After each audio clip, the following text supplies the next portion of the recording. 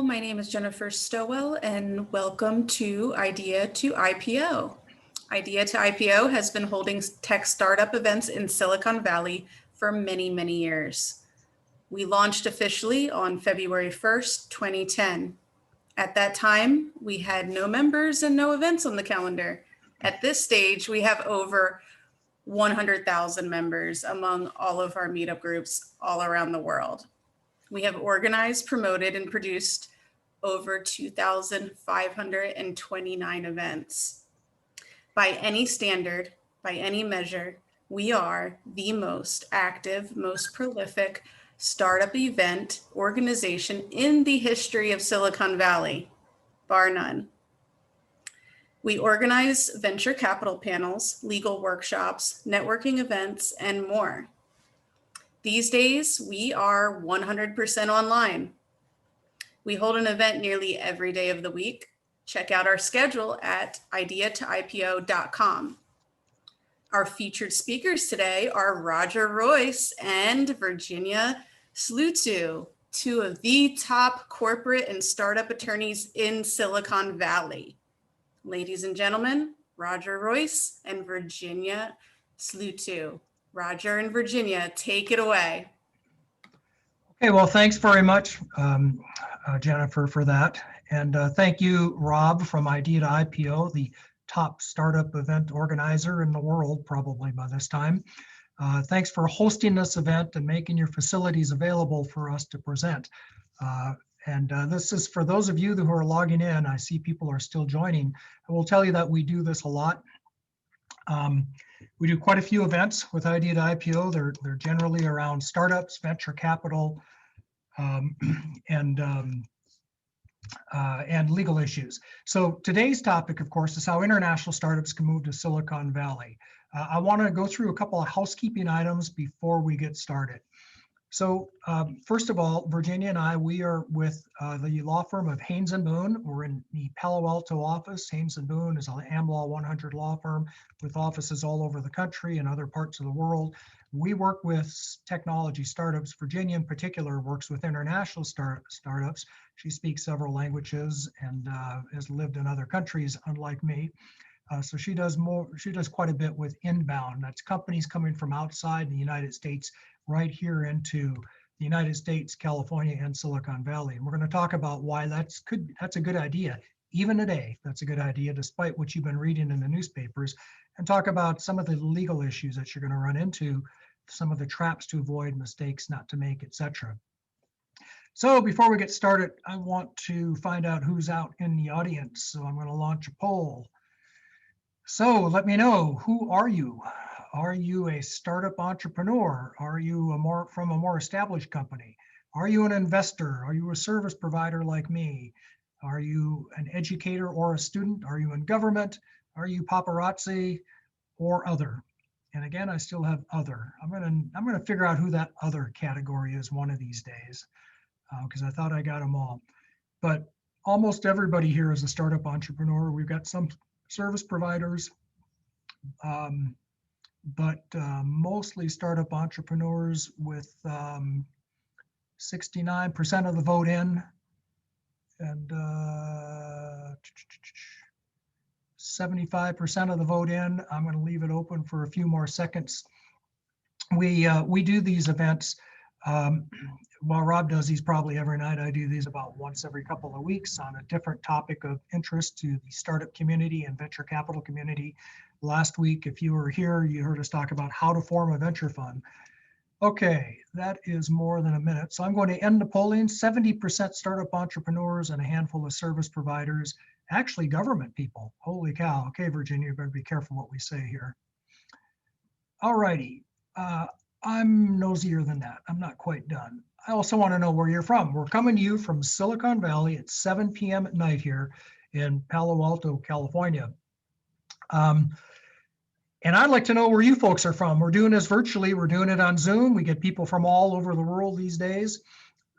Idea to IPO has 100,000 members, or at least a reach to 100,000 different people. So where are you folks? Okay, so far, usually it's heavily weighted towards Silicon Valley.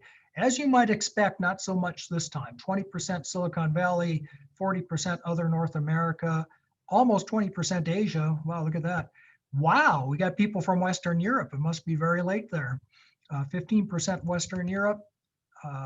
We have representation from Latin and South America.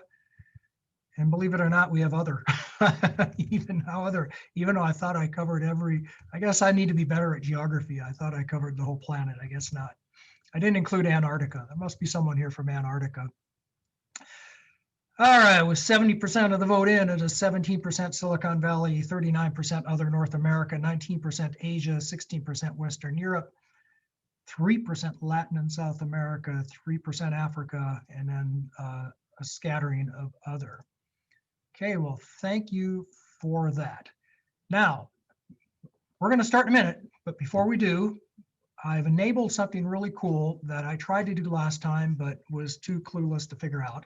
But I now figured out how to let people chat with each other, provided you don't abuse it. You may chat with all the other attendees in the chat box. So the reason I enable that is we used to do these events live and in person, where you'd hang out for an hour, you'd trade business cards, you'd meet people.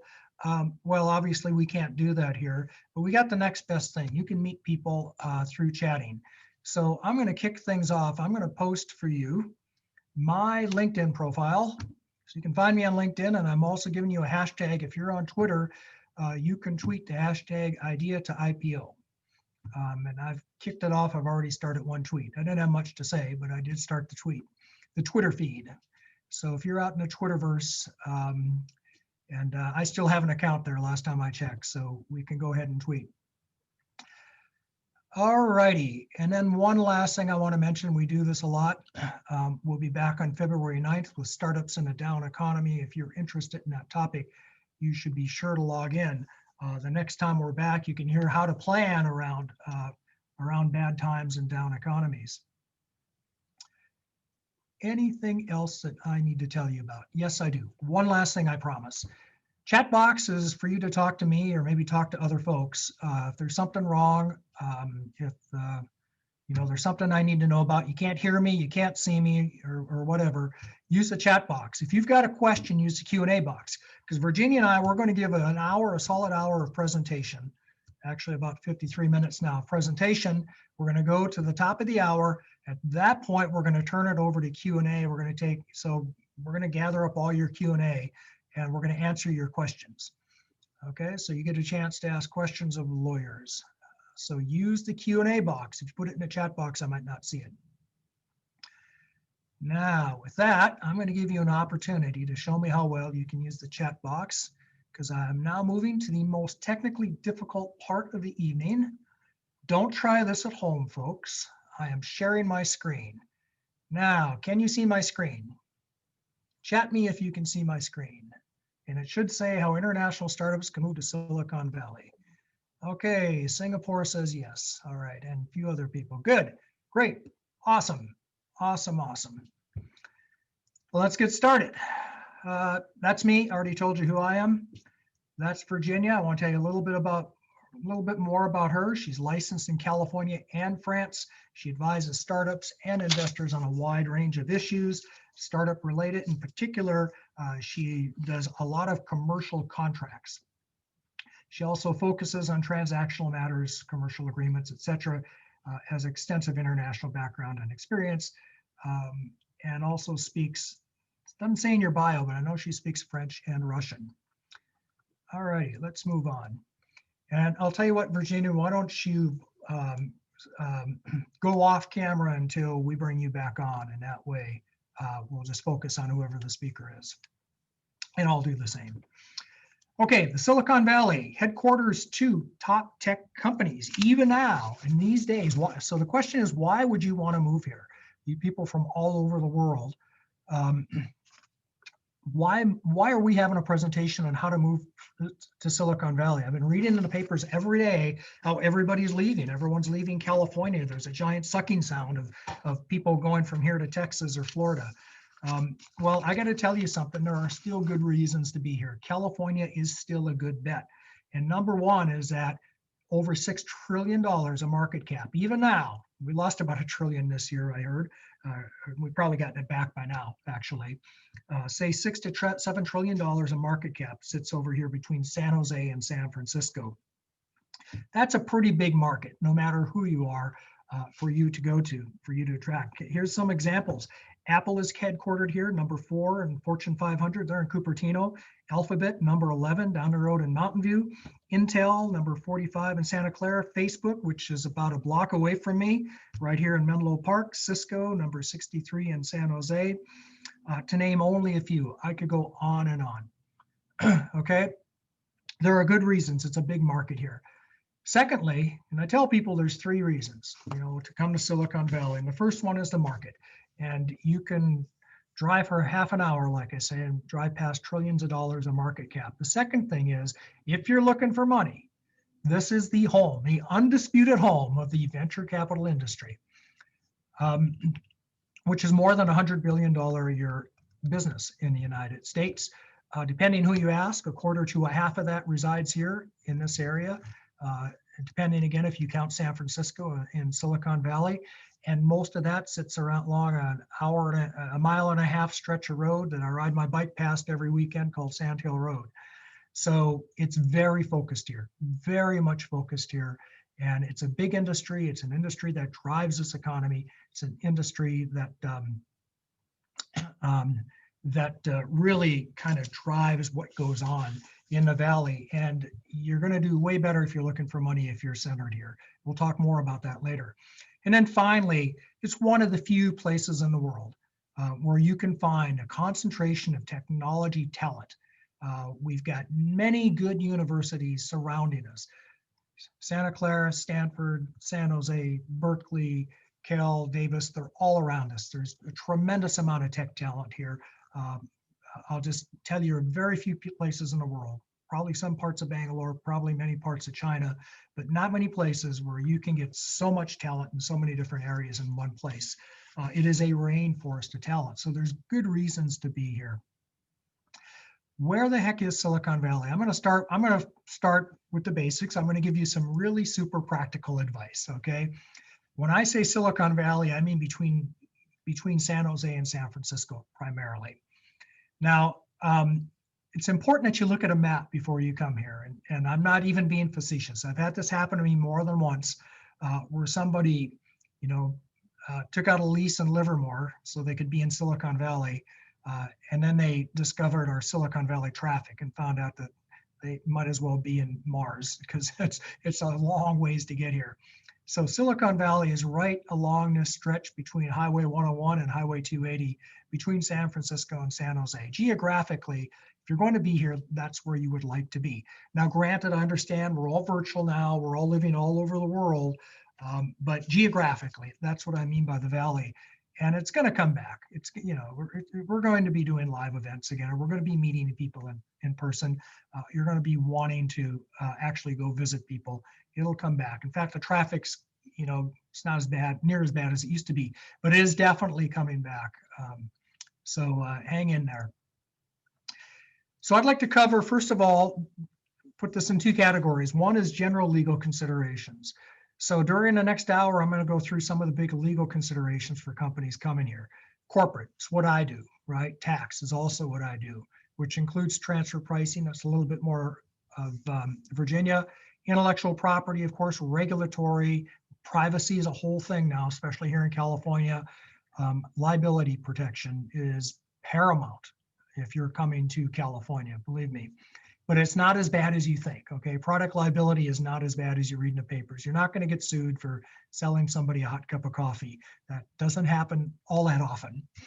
And then employment and immigration.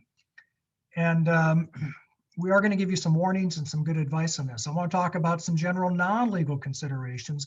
One of the things that we do when we talk to a new company, whether it's domestic or foreign, coming in, starting a new business, is we have a big, long legal checklist that goes through everything I just showed you and then some. I also have a non-legal checklist because there are a million other things that you really need to think about when setting up a business here. And part of our value, I think, is being able to connect you with people that can help you with all of these things. Well, let's jump right into it. So So when you first enter this market, the way it's usually works is you've developed your thing, whatever it is, you're in your non-US country, and now you've got US customers, or you want to have US customers. And so you've got enough US customers, or you want to have enough US customers that you're going to establish a presence here. And you can do that one of two ways. One is by forming a branch, and the second is by forming a subsidiary. Now, I will tell you that 99.9% of the time, we will form a United States subsidiary, a subsidiary corporation. We'll form a new corporation in the US, and that corporation will be wholly owned, or maybe owned by an affiliate, but wholly owned by the foreign entity is usually how we do it. Why do we do that? There's some very good reasons. Number one, it doesn't save you any money at all to use a branch rather than a subsidiary. We have a thing called the branch profits tax that taxes those two structures pretty much the same. So that doesn't really help you. There might be some state tax play on that. There oftentimes is some foreign transfer price play on that, depending what country you're from. But as a US tax matter, you might as well have the subsidiary. Secondly, you want the liability shield. And that liability shield issue, that really does dwarf every other consideration we might talk about. The last thing in the world you want to do is subject your home company, your base company, your worldwide assets to the whims of a California court and a foreign law, especially a law that you might not understand that well. So we put a subsidiary as a blocker between you and US liability, also US tax liability for that matter. So almost always we'll use a US subsidiary. Would you ever use a branch? Sometimes. Sometimes there are reasons, and if we get far enough, it's technical. If we get far enough into this, I'll tell you when you might do that. And by branch, I also mean an entity that is disregarded for tax purposes. Same idea. Where to incorporate? Now that you know you're going to incorporate, the next question I get a lot from people not even coming into California, people setting up a new business is where do I incorporate? And by where, I mean under what state's law?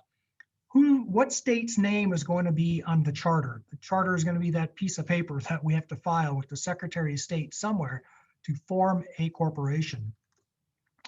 Keep in mind that, so in other words, to form a corporation, you need paper, okay? You need paper and you need people.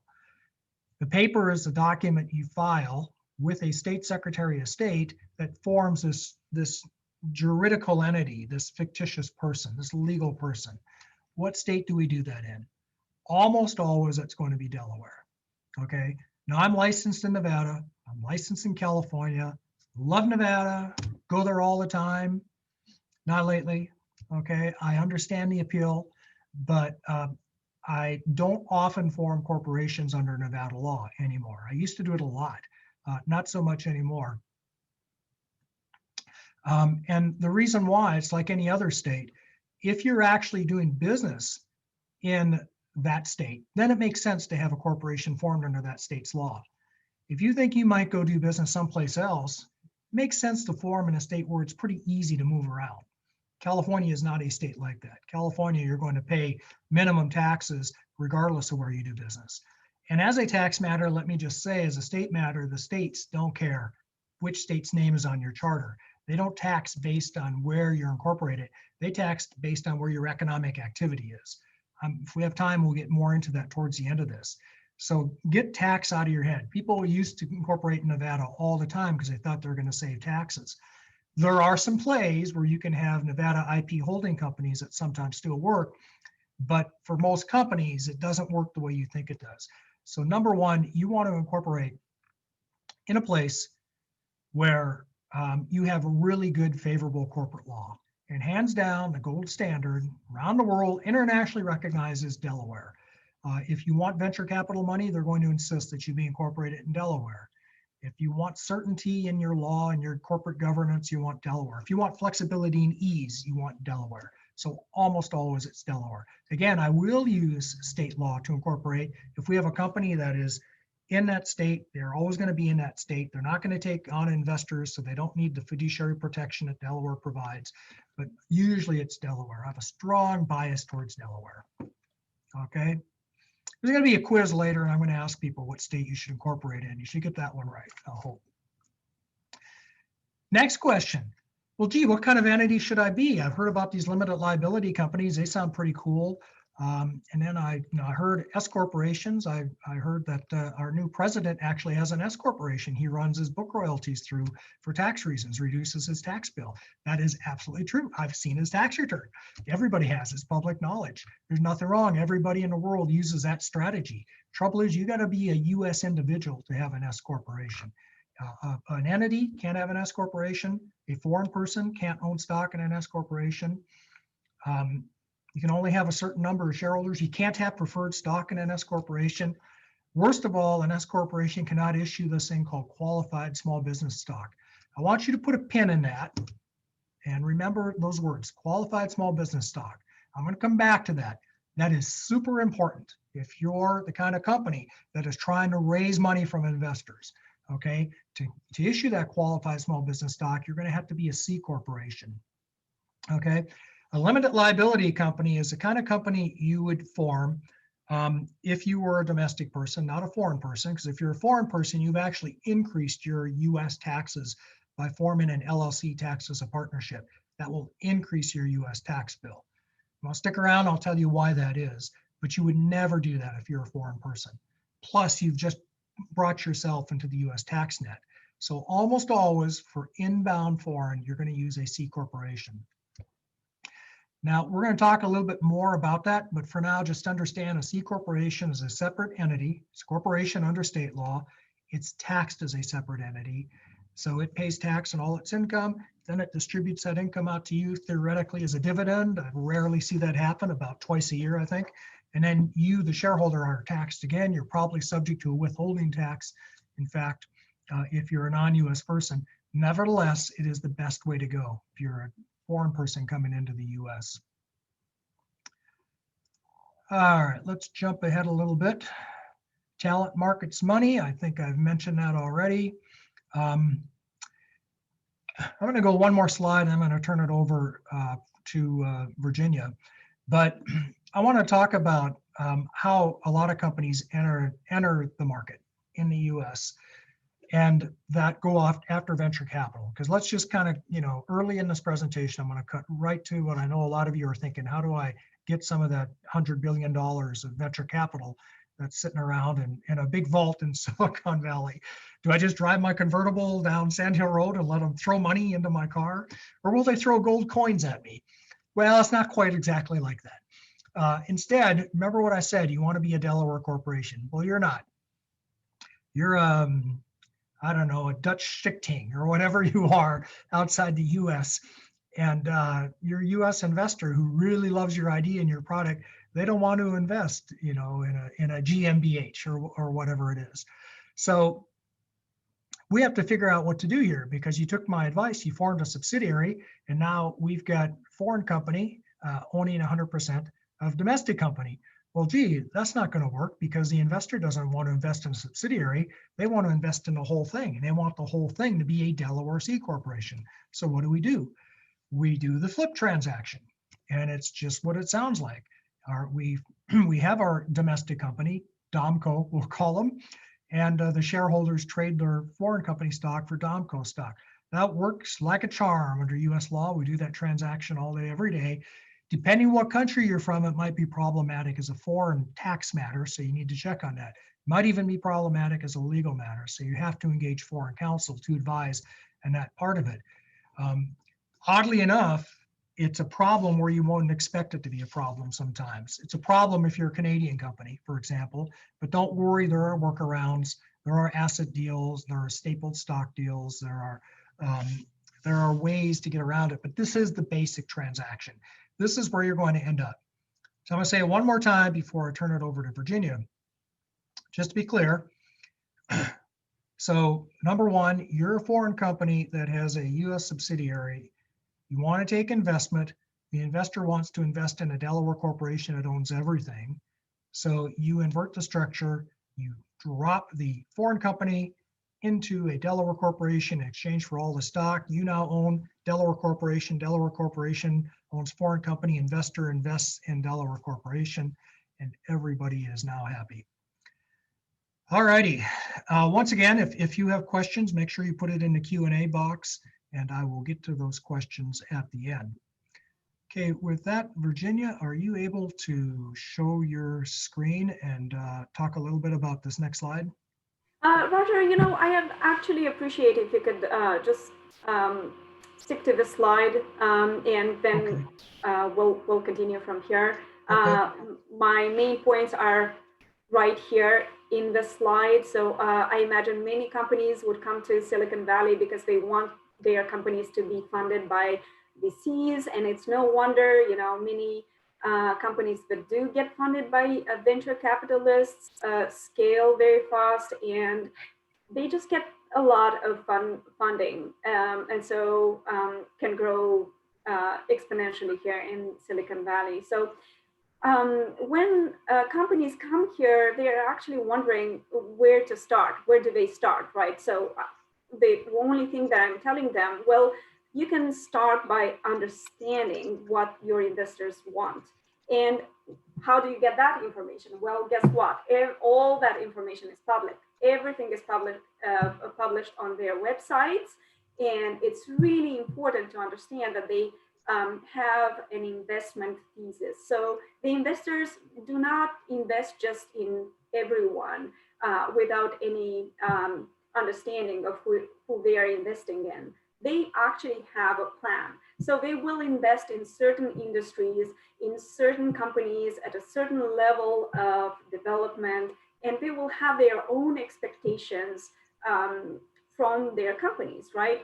Everything you need to know is usually on their website. So if you are thinking about, say, coming to Silicon Valley and wondering what investor should you go and, what does your investor want, right? You would go first to see what are the investors in your industry in Silicon Valley, visit their website, see their profile, see the companies that they have invested in, see the stage at which they invested in, and so on and so forth. You're going to get a lot of details. If you're on Twitter or other social media platforms, I would suggest you follow them as well. You'll get a lot of intuitive information from that too. Now, what is important is also to understand who your investors are. Many people have the impression that their investors are the ones who come with the money. The reality is a little bit different. Venture capitalists are actually very structured type of investment vehicles, and the actual investors have very little money to invest. Their funds are actually owned by other people, and usually people with a lot of money and with a lot of responsibilities, like pension funds and other institutional type of investors. Sometimes even some banks would invest through their funds. So it is important to understand that their investors have requirements, not because they are mean, evil, etc., etc. No, it's because they are accountable to other people, usually who are heavily regulated, so they have to be very careful about their investment thesis or investing in companies, right? So I would suggest for anyone who wants to target a venture capital firm for a fundraising, please prepare your team, please prepare your documents. Obviously, you must have some type of product by then, or we call that a minimal viable product, something to show your investors that you've been working hard, you have a team with a lot of credibility, and you can show for yourself, right? Once you've done that, you also have to prepare all the legal side. So whenever you're going to get an investment or interest from an investor, they will usually want to know more about your company. They will want to know how well you kept your company from a legal perspective, because nobody wants to invest in a lawsuit, right? So from that perspective, I would suggest that you have organize all your documents, all your corporate documents, from incorporation to all your employment contracts, all the contracts with your founders, your inventions agreements, etc., etc. organize all of those documents together in one place that you afterwards you can go and retrieve easily, right?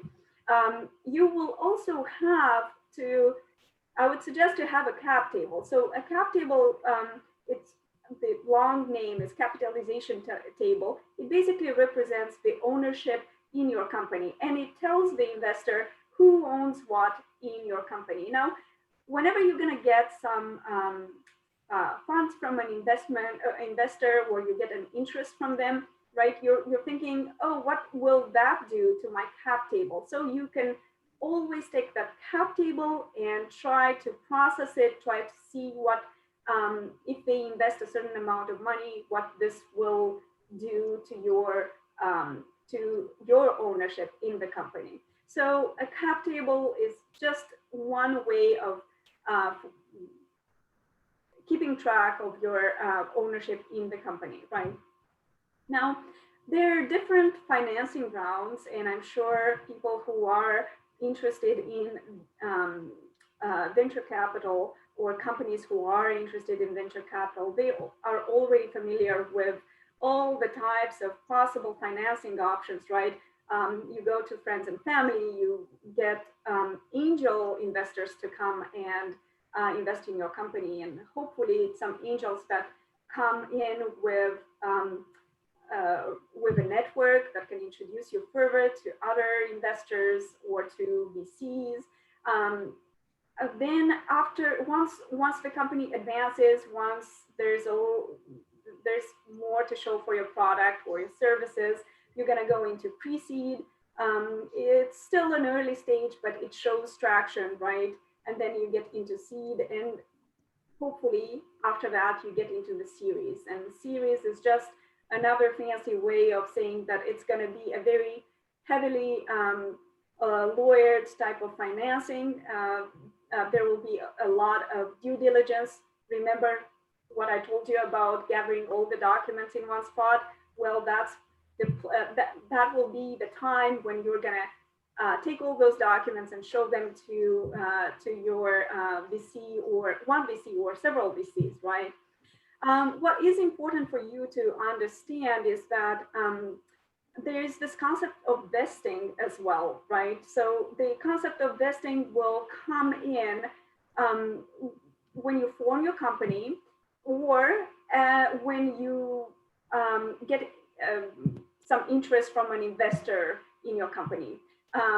Vesting, so what the investor wants is that the founders and all the key employees have some vested interest in the company, so that they can keep up the good job and continue building the company. They don't want to invest in a company where the founders will, resign the next day and take their money and go. How do they achieve that? Well, usually it's through their contracts. The contracts where you get shares in your company. So you can either set up your company from the beginning with some vesting terms for yourself. This shows that you care for your company and that you're gonna continue with the company for some time, usually 4 to 5 years or 3 to 5 years, depending on the industry. The same applies to employees. So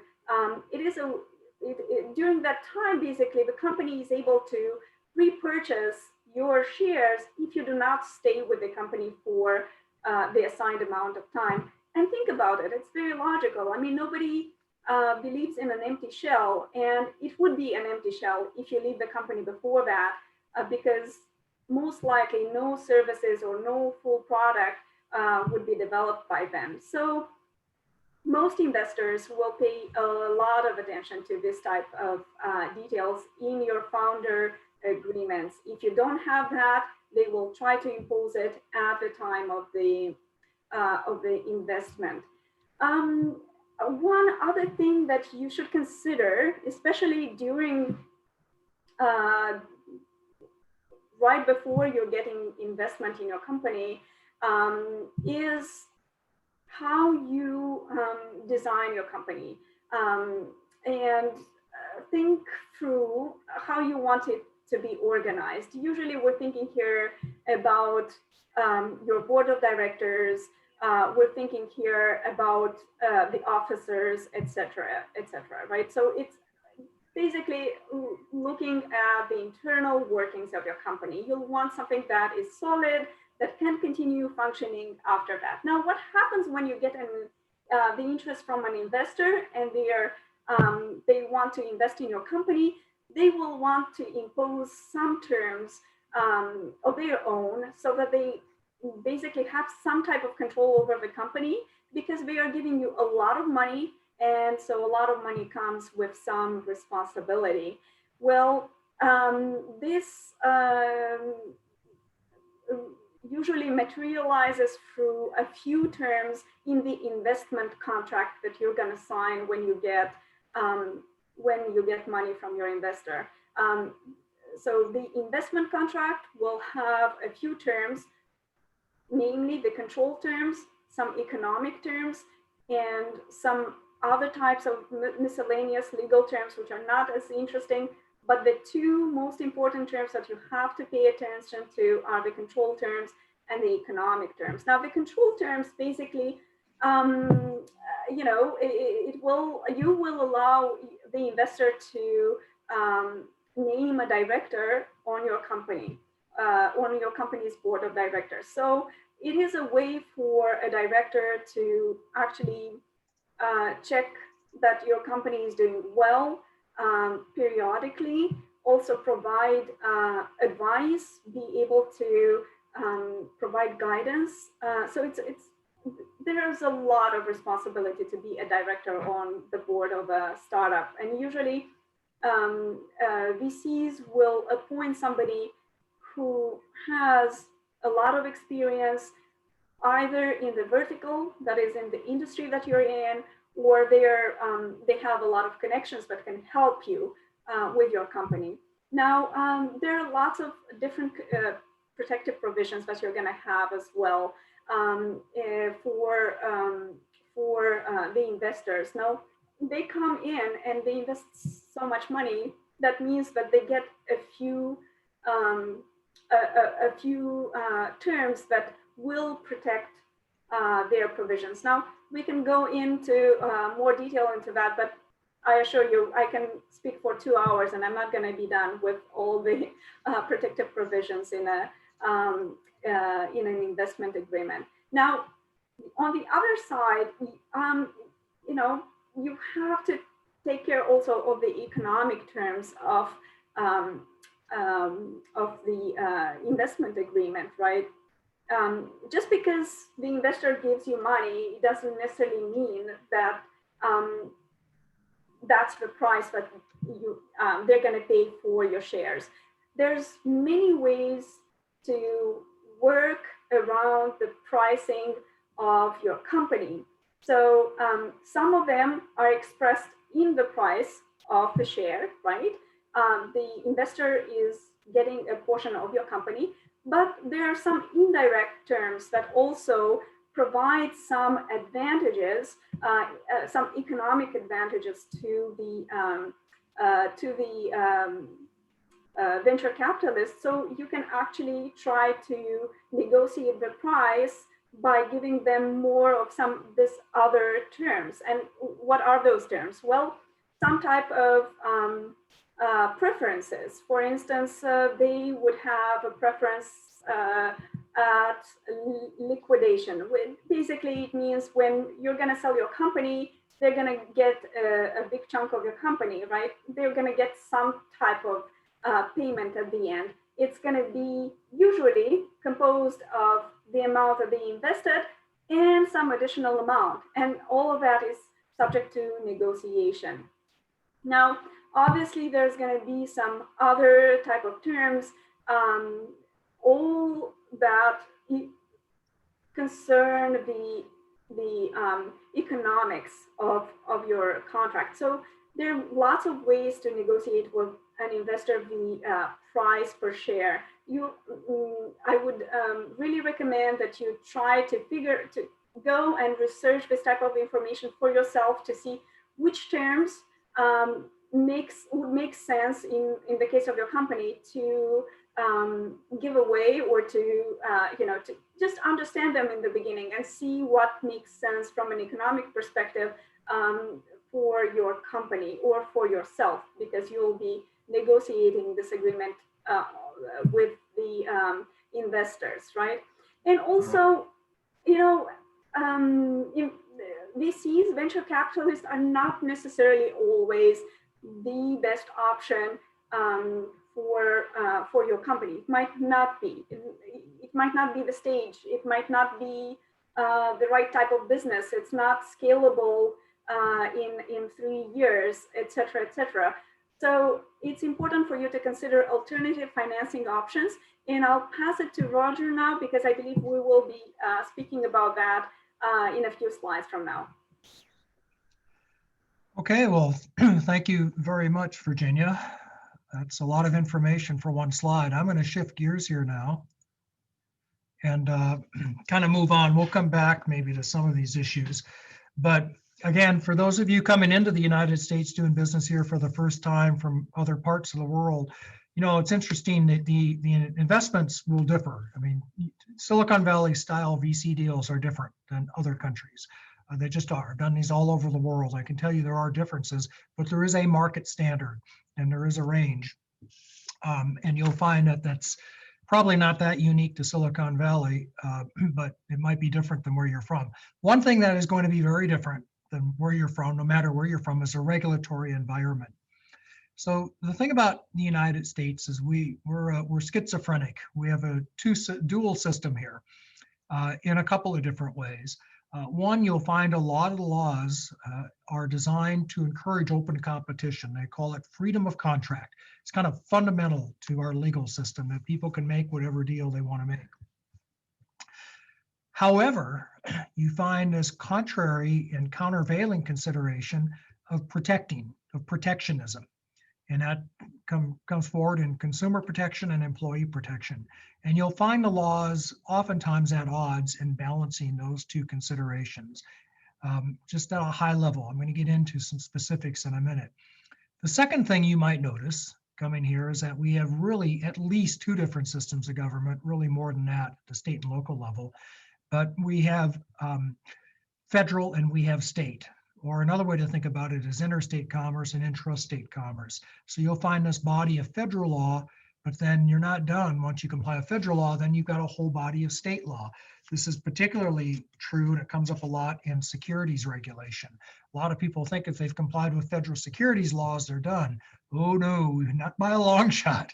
You've got 50 states you got to go wrangle with.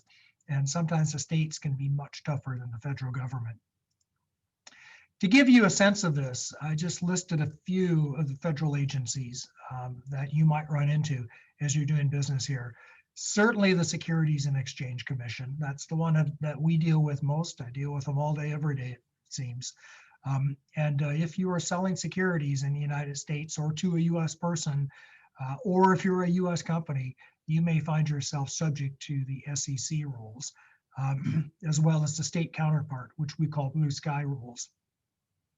Another one that you're going to run into a lot is the FTC, Federal Trade Commission, which generally prohibits unfair and deceptive practices in consumer transactions, but it will regulate some of the things you can put on your website and who can endorse your products and things like that.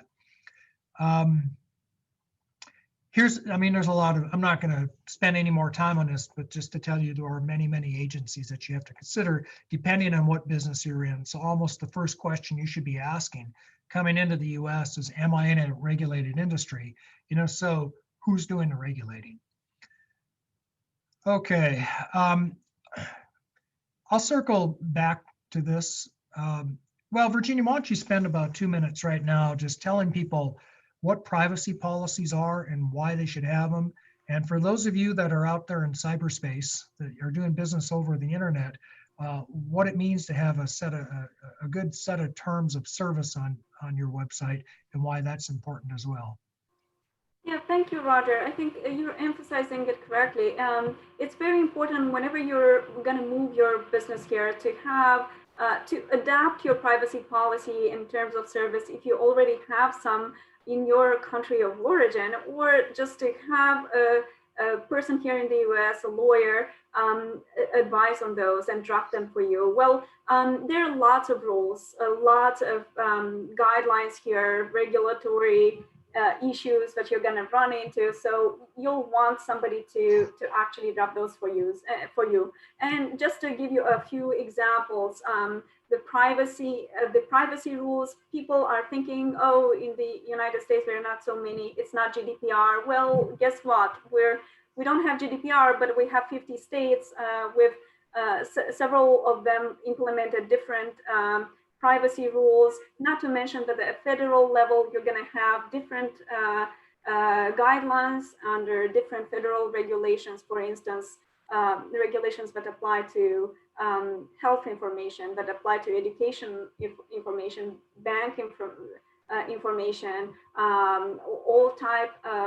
all type of very specialized information that you'll probably not know exactly what you have to tweak in your privacy policy or terms of service, but you'll definitely want to have an attorney look at them.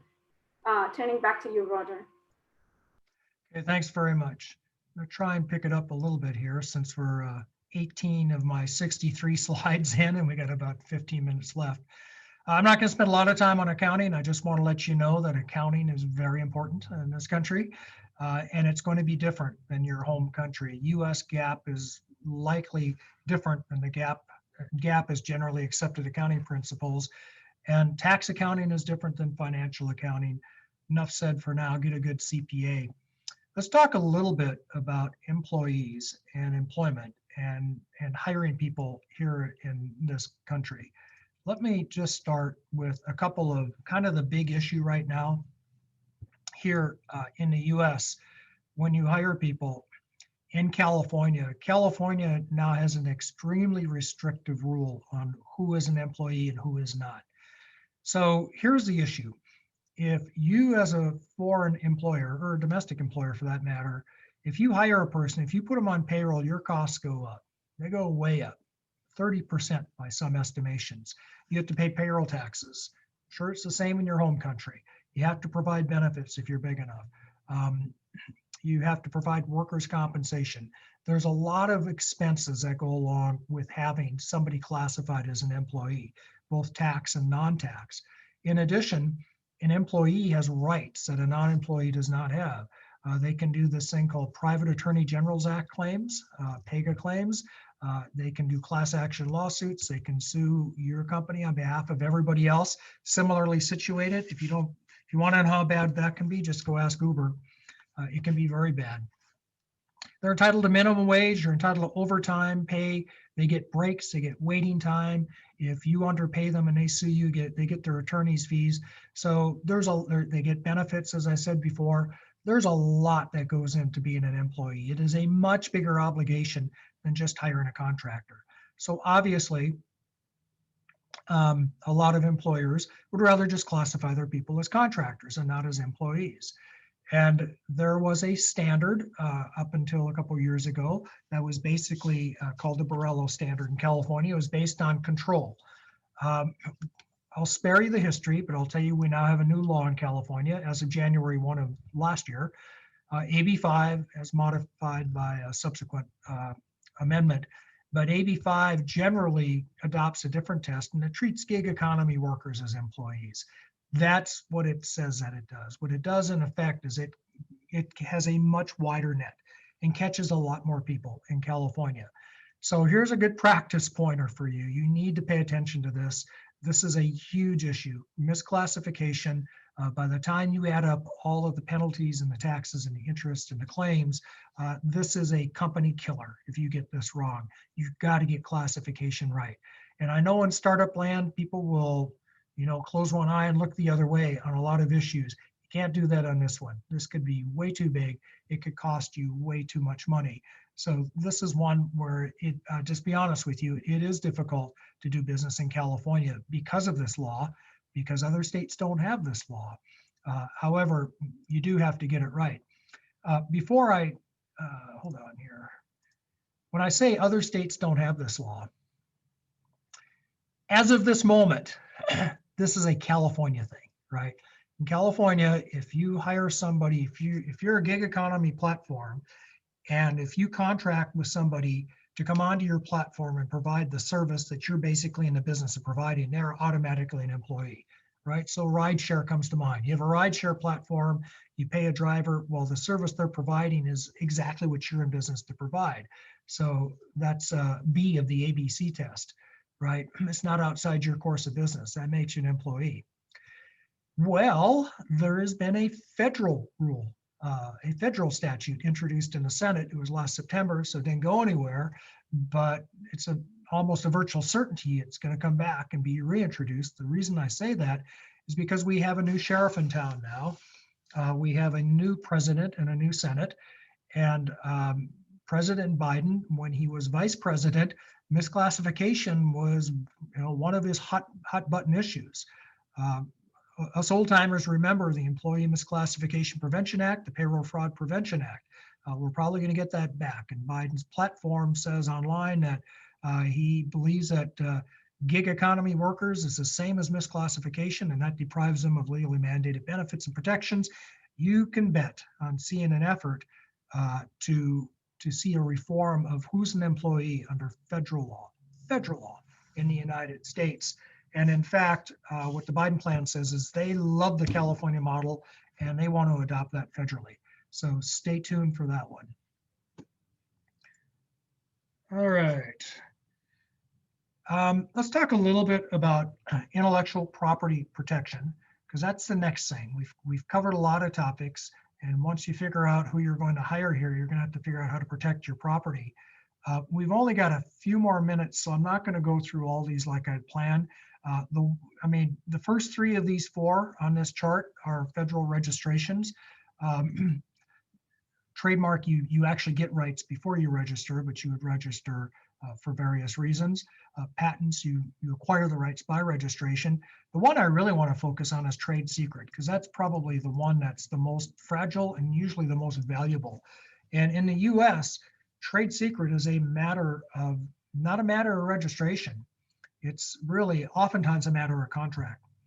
And a company doing business in the US, you want to be very, very careful that you've got processes and procedures in place to protect your trade secret, because it is probably your most valuable asset. Your second most valuable asset is probably trademark, being your name and logo. And this is a legalistic country. You want to follow the law. And this is the one mistake that people make more often than anything else, is messing up protection of trade secrets. And I'll tell you where it's the third prong of that three-part test. Have you taken steps to keep your secret secret? Have you put in place NDAs? Do you have any sort of processes that will prevent people from actually acquiring or stealing your trade secrets? Virginia, can you spend just a couple minutes on what the various kind of commercial contracts are and maybe a few of the terms, because this really is your area. So I want to make sure we hit it, at least briefly. Right. Well, there are so many different commercial types, commercial contracts, and you'll probably see many of them if you want to come to the United States. What I would like to kind of focus on here is going to be the joint ventures, the partnership and strategic alliances, and just touching a little bit on the other agreements. Now, it's very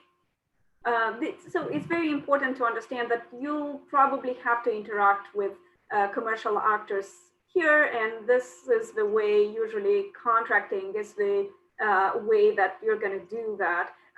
What is interesting to kind of explore is to see if a contract can have a different function, not only a commercial function for you, but also, let's say, a fundraising function for you, right? So that's for instance, what the partnership and strategic alliances would do. You would be able to achieve by aligning yourself with either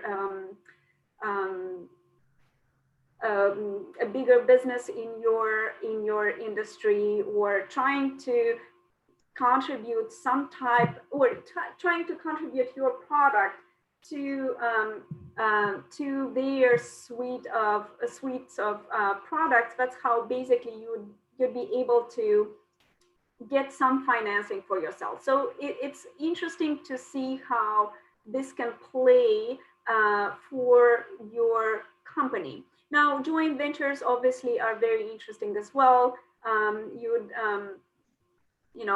There's lots of possibilities here for you to play with. Now, what you have to understand about contracts is that in the United States is that it's best to put them in writing from the beginning.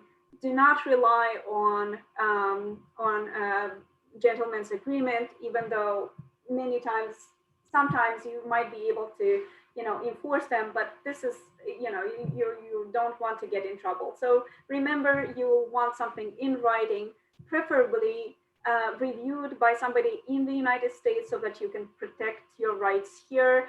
There are many rights in the United States that are different from rights in other parts of the world. So you want to ensure that your payment terms, your legal terms, everything in the contract can be enforced here. So, the gist of the matter, Roger, I think is just have a lawyer review those.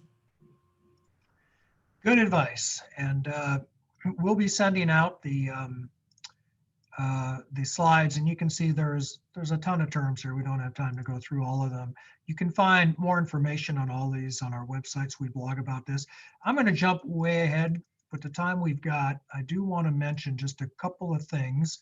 I'm not, this late at night, I'm not going to go through.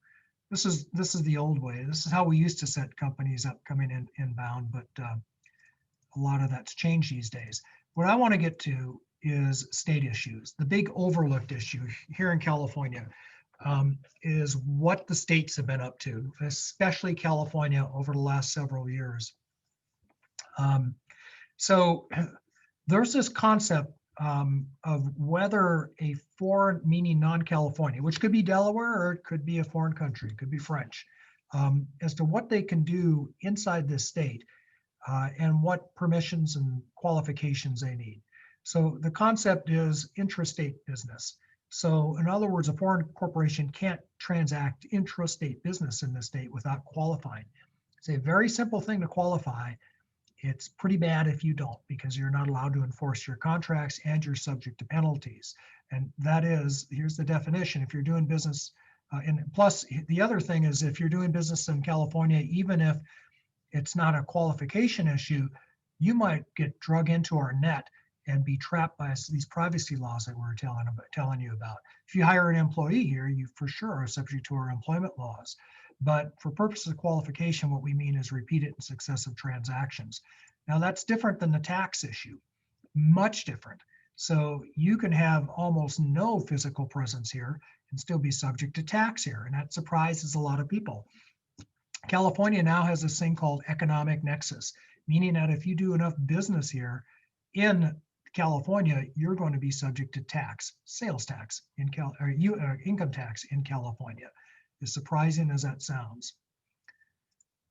Sales tax nexus is also very broad, and the states, not just California, have gotten very, very aggressive about this. As you can imagine, as the world has gone online, it's harder and harder to collect sales tax from companies. I won't go through all of this text. I just suffice it to say that this is a well-worn path. There is a way to deal with this, but you don't want to get surprised. And here's why. Sales tax in California, is, depending which county, is going to be around 8% gross sales. So I've had this happen where companies come in and maybe they got a 4% margin. They don't collect sales tax. 2 years later, they get audited. Turns out they got to collect sales tax. That completely eats up their income margin and then some. They now get a loss on all their sales, and it's too late to go back to their customers and try to get their customers to pay it, which is what they would have done in the first place. And finally, similarly, the other thing about California is jurisdiction. And everybody worries about this. I mean, not a lot of companies in cyberspace, but if you've got a product, you're worried about product liability. And again, it's not as bad as you think. On the other hand, you could be subject to California law based on what they call minimum contacts with the state.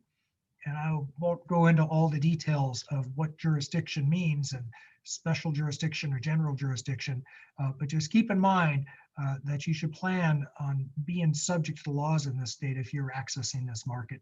Another reason that we set up a company. Okay, with that, we are at the top of the hour. And I'm going to stop sharing. That's me. That's Virginia. That's our email addresses. You've got my LinkedIn profile in the chat box. If you don't, chat me again and I'll circulate it again. Feel free to reach out to us if you got additional questions. We are going to be circulating the slides as well as a video, recording of the video.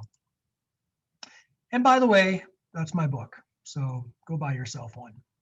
Okay, with that, I am going to open up the Q&A box and see. It's like Christmas time for me when I open this Q&A box. I see what I got during the last hour, and I hope it's all good.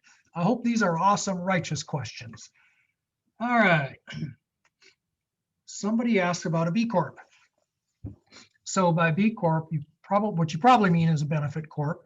And there's flexible purpose corporations under Delaware law and other types of corporations that are organized not just to consider the interest of the shareholders, the financial interest, but in other words, a typical corporation, your board of directors has an obligation, a fiduciary obligation to maximize shareholder wealth. That's it. That's their job, okay? The benefit corporation or a flexible purpose corporation, they're allowed to consider other societal goals. So a good friend of mine named John Montgomery, he is a lawyer who specializes in this area. And the way he says it is that he says, look, I'm a capitalist, but I believe capitalism deserves an upgrade. And the upgrade is we should be allowed to consider something other than just profit motive, like the environment or social goals or diversity or some other social goal. So a benefit corp, as we oftentimes call them, is allowed to consider those goals. They're getting more and more prevalent. They do have a money-making goal, but they also have other goals. So the board can consider those other goals and not get sued for it. That's a benefit corp. I'm seeing more and more of it as we see more and more impact investors who want to invest in something that does good while doing well. Okay, next question. When you say, let me move this over here. When you say about money, what you say about money, is that legend or truth? How easy is it to find a VC to finance your idea? Facts, figures, visions. You must have a promising business model and business plan, but you need a solid financial basis. How shy are VC investors? How careful and conservative, etc. Okay, I get the idea. I get the drift. How are you going to get VC money?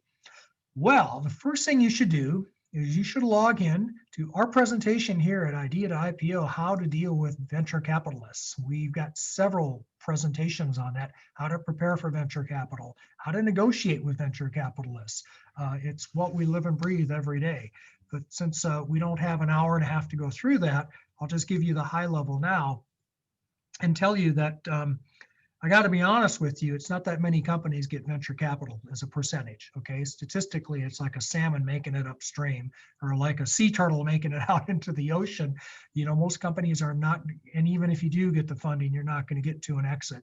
So it's statistically a pretty long game, okay? It's long odds. How do you maximize your odds? Well, number one, the reason you're here is because you need good legal bones, for sure. That's going to be a deal breaker. There's a million companies doing what you're doing. I know you don't think there are, but the VCs, they have seen it. If you thought of it, somebody else might have thought of it. And if they haven't, they might, they will. So your VC wants to know that they're not stepping into a big problem when they invest in you. So have good legal bones, good legal structuring. Secondly, have an awesome team. You got to have the right team. Number one is team. They need to know you got the right team, right, with industry expertise. Right. Technology might be important. It's less important than you think.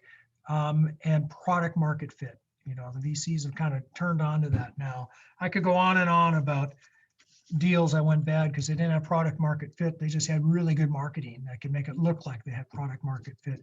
But the VCs are much smarter these days. That's it at a high level. So is it legend or the truth? It's a lot harder to get money than you might think. But if you do your homework, if you do things right, It's high risk, it's high return though. It's very high return. Keep in mind, this is not business for the faint of heart, by the way.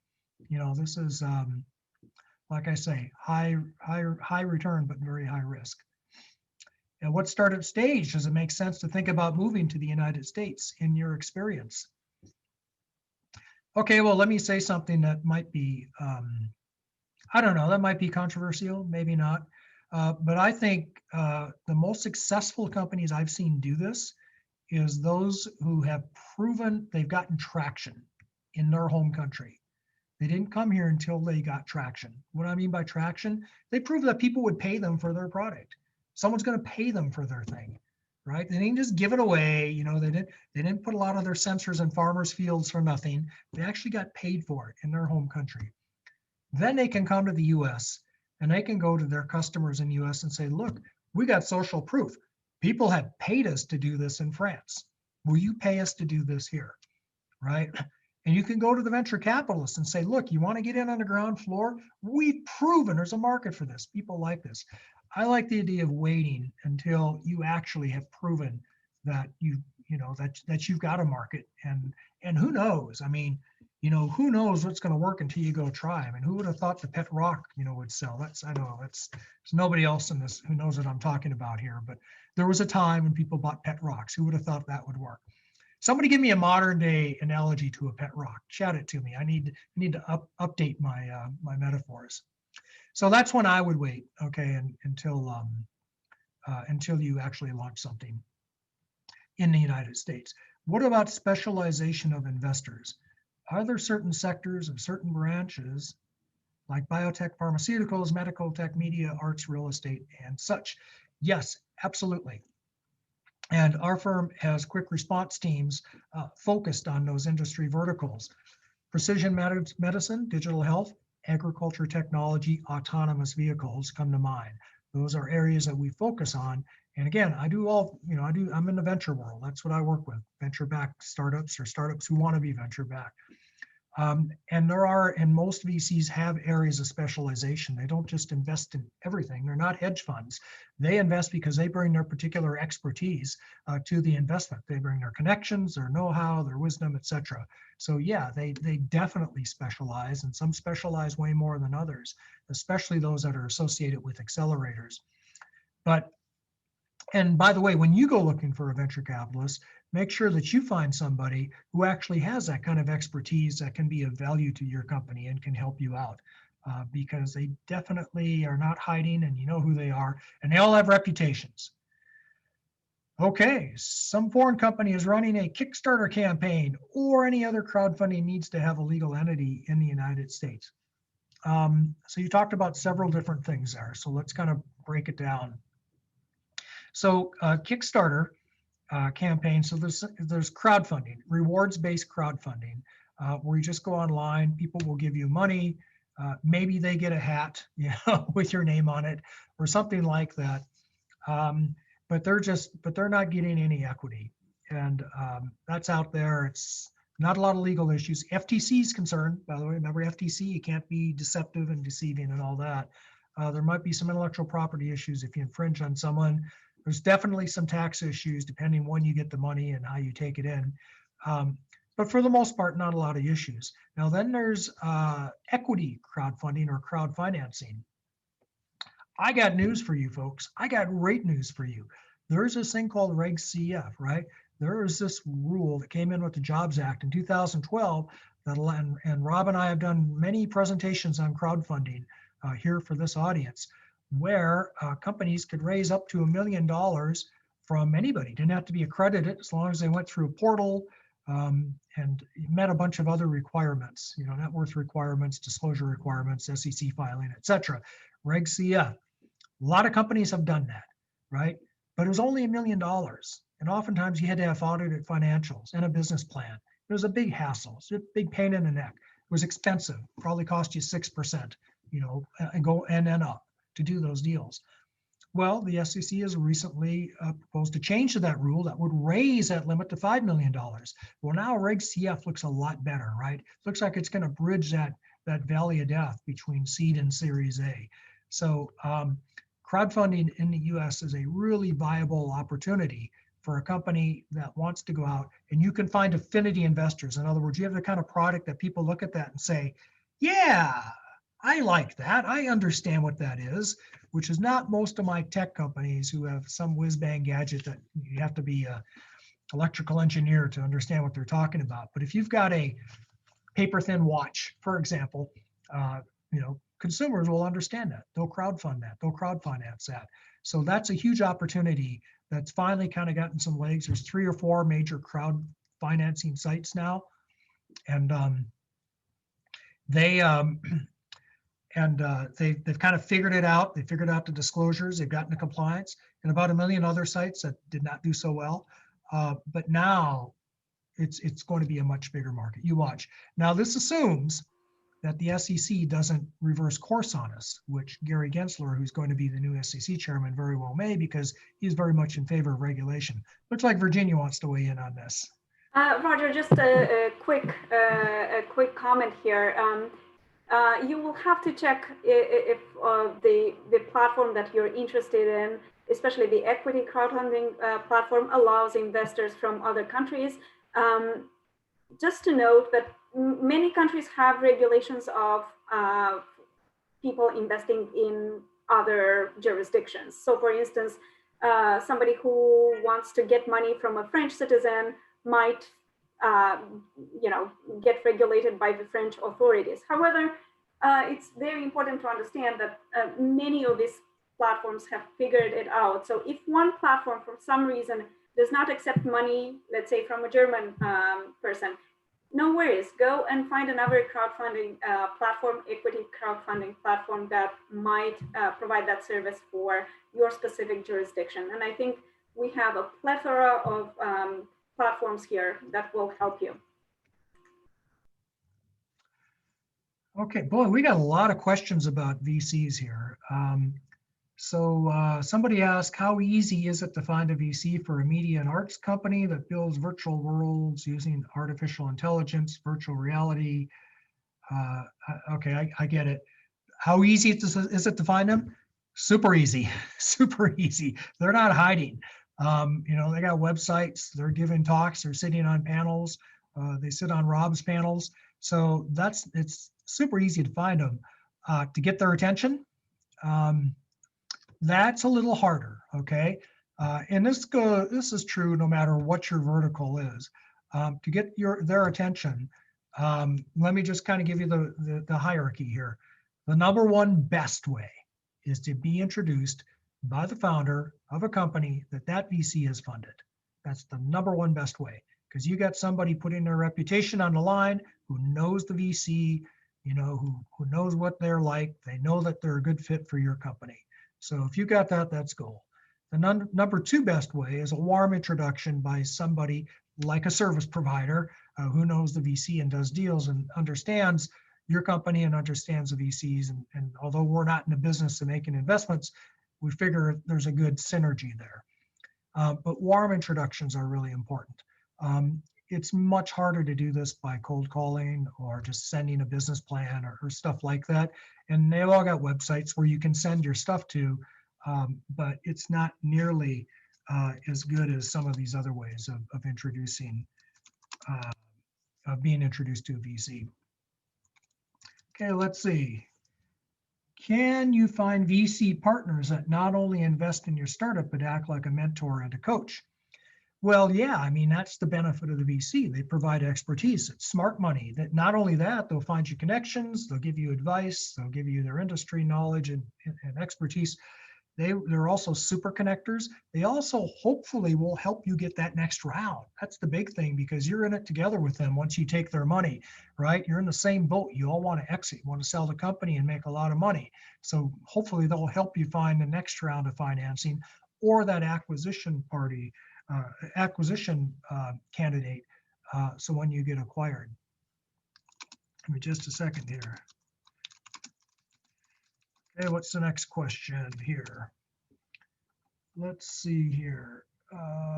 Can I have my startup move to Silicon Valley whilst I stay mostly overseas, say somewhere in Asia, without a green card? How are the procedures? Okay, so yes, you absolutely can. Um, here's the thing.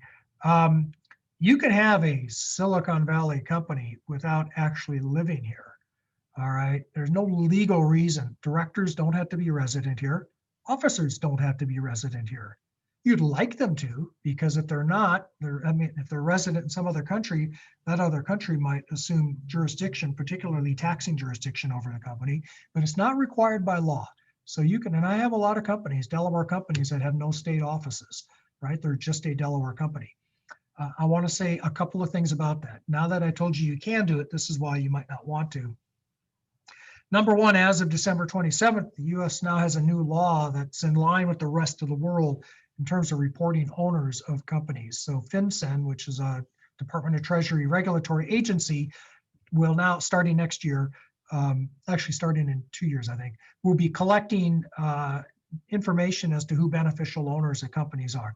Not a big deal, but it's one more filing requirement you've got with the federal government when you form a US company. And there's an exception for companies that actually have enough employees, enough revenue, and an office in the US.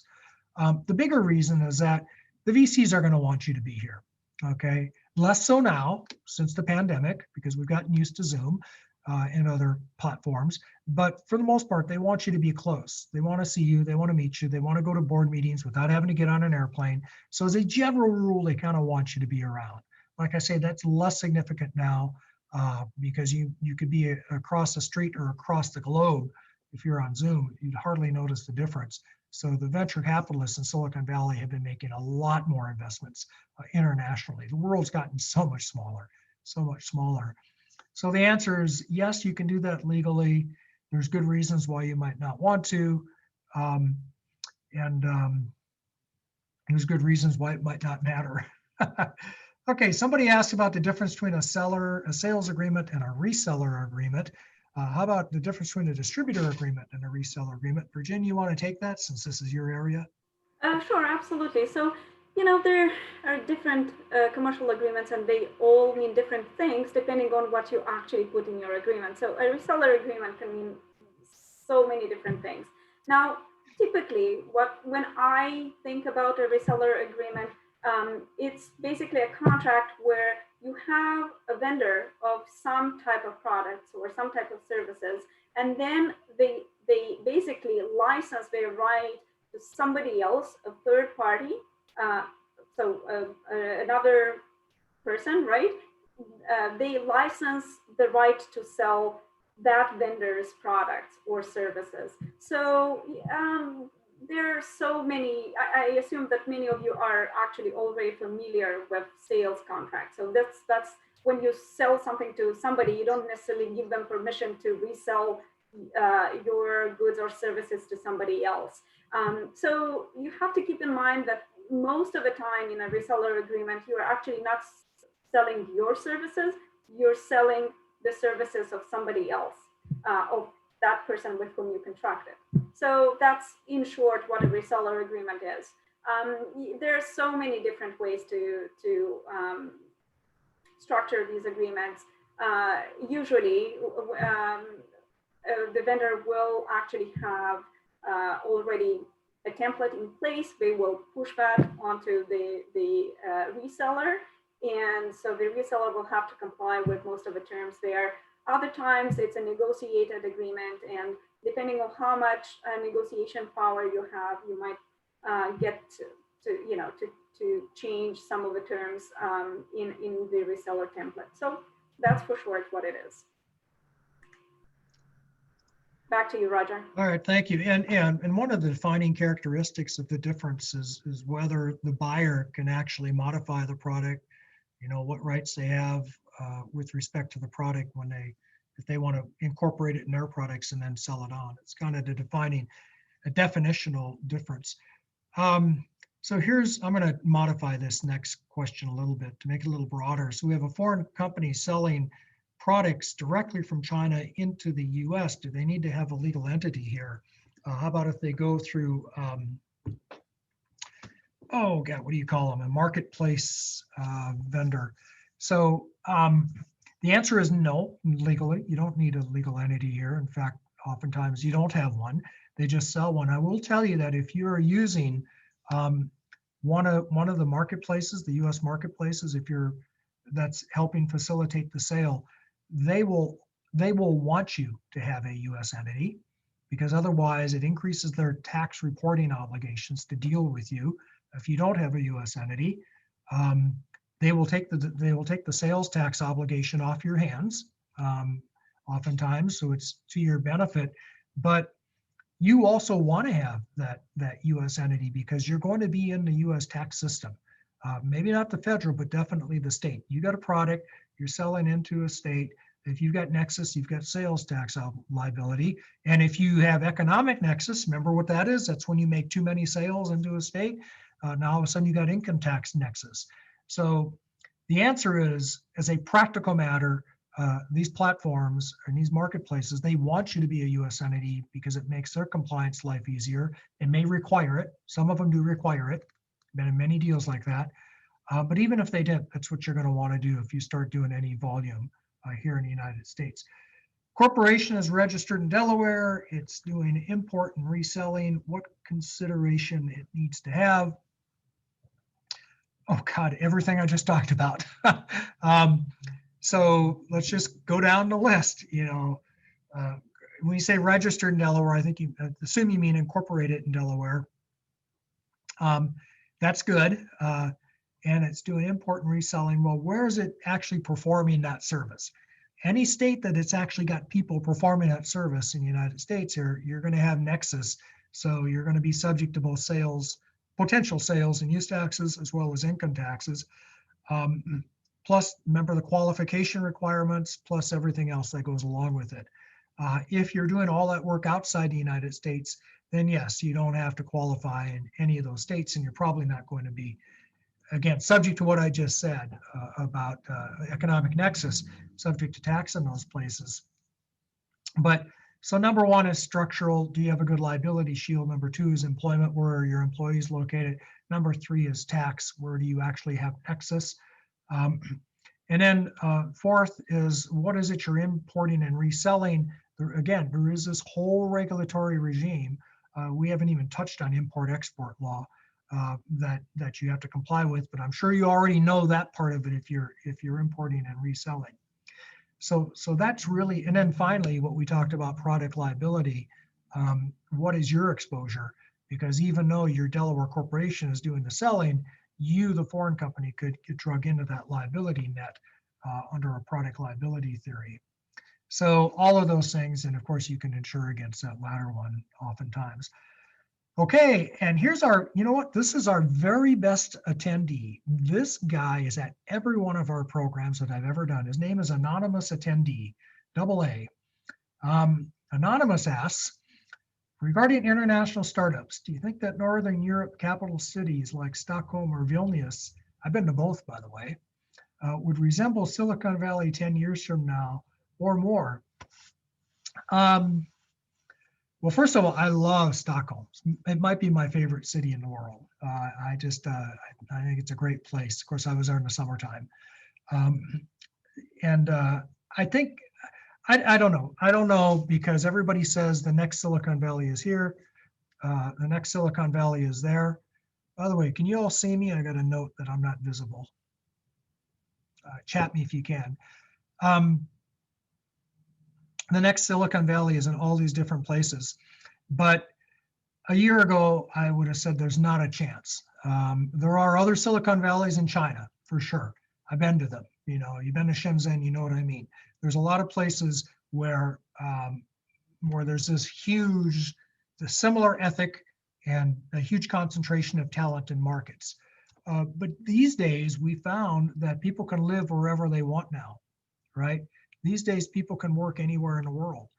These days, you don't have to actually be sitting in Silicon Valley.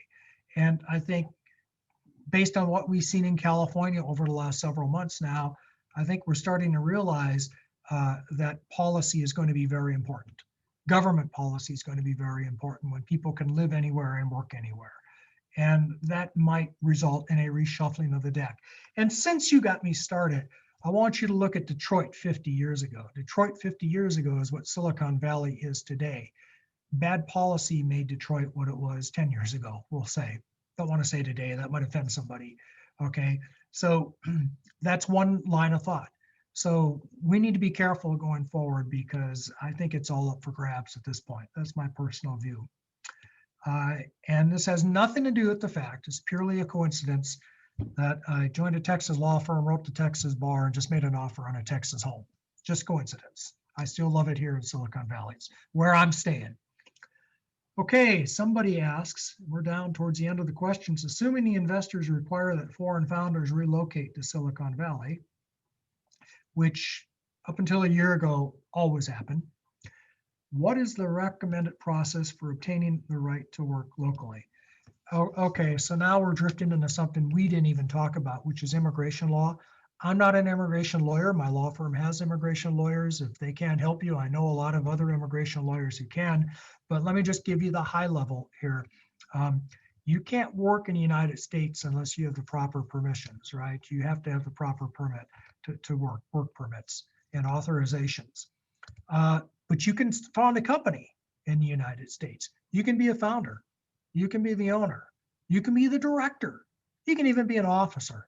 You can't get paid for it though. You can't get paid for it. And you're probably not going to be able to stay here for very long either, once you're here on whatever visa you're on. But keep in mind that to obtain the right to work, you have to be on the appropriate visa. And that is usually a business visa or maybe an H visa. And that requires a big process with an immigration lawyer, and that is a whole hour in itself going through all of that.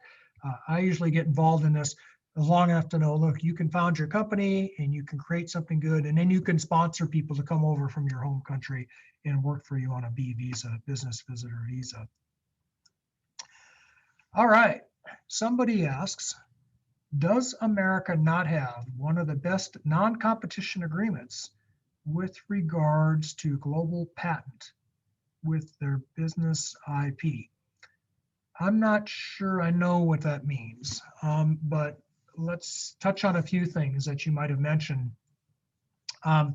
Number one, patent law. So the way patent law works, and I'm not a patent lawyer, but I know a lot of patent lawyers too. Our firm is full of them. So the way patents work, as well as other federal registrations, trademark, copyright, is they're very local, they're regional, right? They're geographical. You get a patent for a particular geography. You don't get a patent for the world. You get a patent for the United States, a federal registration. Once you get the patent, you have the right to exclude other people from practicing your invention. That's what a patent is, okay? We have a series of treaties that allow you to get patent protection in other countries other than the US, and you get a priority date, meaning that's the date that you can exclude others from practicing your invention back to the original filing date of your patent if you file in time, if you file within the time limits in these other countries.